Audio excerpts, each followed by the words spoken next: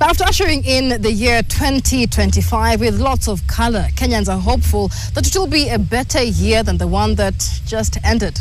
2024 left Kenyans grappling with a tough economic situation. The Gen Z protests, in which tens of people were killed and scores abducted, online activism, and more. Our reporter Yugen Nambeka spoke to Kenyans on their expectations for the new year, as well as analysts on the prevailing political climate. Take a look.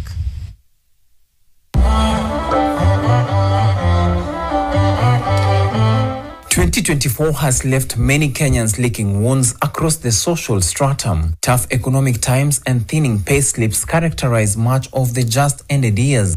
But they are ready to get up and dust themselves, hoping for better tidings in 2025. It has been a bit of a challenge in the middle of the year, but we overcome it. It's easier to cross our borders, for our guests. So it will make business much easier.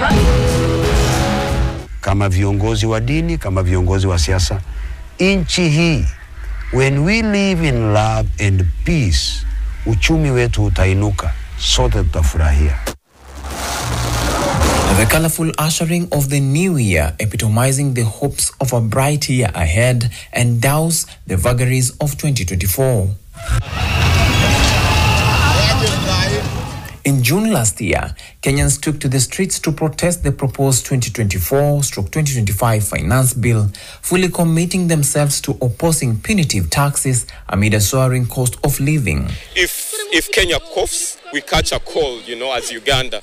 So we're following through, and first of all, we appreciate the young people in Kenya for standing up for their right, holding the government to accountability for the young people and the taxes of the Kenyan people. According to political analyst Maimuna Mwidau, this marked the beginning of a significant rift between Kenyans, especially the youth, and the government. The subsequent developments have shaped the political outlook for this new year. Kenyans were expecting there would be less taxes and more services, but the opposite happened. As a result, we saw one of the major demonstrations we've ever seen in this country. We are used to the political demonstrations, but this one was predominantly by the younger generation. She explains that the government appeared to respond by shelving the bill and even reorganizing the cabinet, but the reappointment of several ministers was a slap in the face for Kenyans. Change of cabinet basically disorganize our whole political structure. We have a system where we have government of the day and we have an opposition.